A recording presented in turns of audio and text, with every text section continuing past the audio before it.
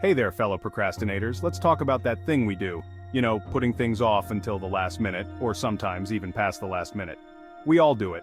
Whether it's a big work project or just taking out the trash, procrastination is a universal struggle. So, what exactly is procrastination? Simply put, it's choosing to do something less important instead of tackling the task we know we should be doing. It's like our brain's way of hitting the snooze button on responsibility. We often think of procrastination as laziness, but it's more complex than that. It's a way of coping with difficult emotions like fear, anxiety, or boredom. When we feel overwhelmed or unsure of ourselves, procrastination offers a tempting escape route. But here's the catch. Procrastination doesn't make those feelings disappear, it just bottles them up, creating a vicious cycle of stress and guilt. Why do we procrastinate? It's not always as simple as being lazy or lacking willpower.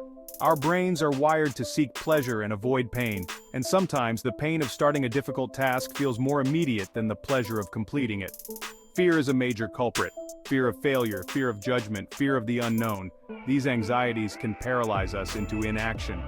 We tell ourselves we'll do it later when we feel more ready, but that magical moment rarely arrives.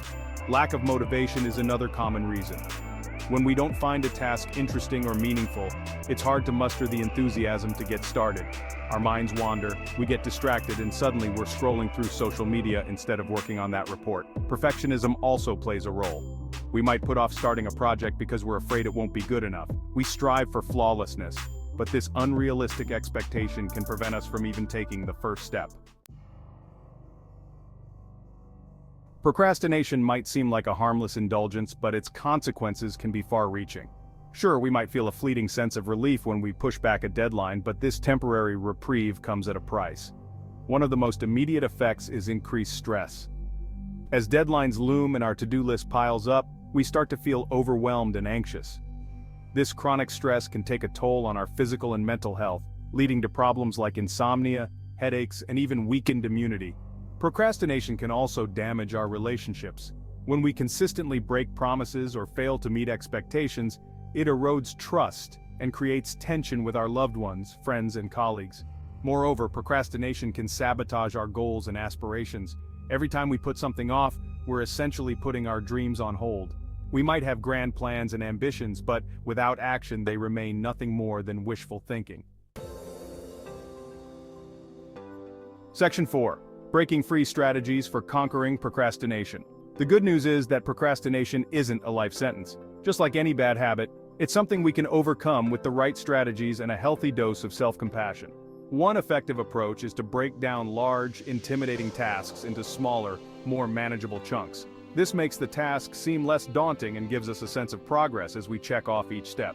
Setting realistic goals is crucial. Instead of aiming for perfection, focus on making progress. Celebrate small victories along the way, and don't be afraid to ask for help when you need it. Time management techniques can also be incredibly helpful. Techniques like the Pomodoro technique, where you work in focused intervals with short breaks, can help you stay on track and avoid burnout. Section 5. Tools and techniques to outsmart your inner procrastinator. Let's get practical and explore some specific tools and techniques that can help you outsmart your inner procrastinator and boost your productivity. One powerful technique is to identify and challenge negative thoughts. When you catch yourself thinking, "I'll never get this done," or "I'm not good enough," reframe those thoughts into more positive and empowering ones. Creating accountability can also make a big difference. Share your goals with a friend, family member, or mentor who can provide support and encouragement. You can even consider finding an accountability partner who shares similar goals. Rewarding yourself for completing tasks can be a great motivator. When you achieve a milestone, no matter how small, take the time to acknowledge your accomplishment and treat yourself to something you enjoy. Section 6. Take charge. Your journey to a more productive you. Remember, overcoming procrastination is a journey, not a destination.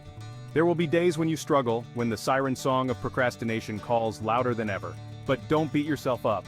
The key is to keep practicing these strategies, experiment with different approaches, and find what works best for you. Start by picking one or two techniques that resonate with you and incorporate them into your daily routine. As you become more comfortable, you can gradually add more strategies to your arsenal. You've got this. Now go forth and conquer those to-do lists.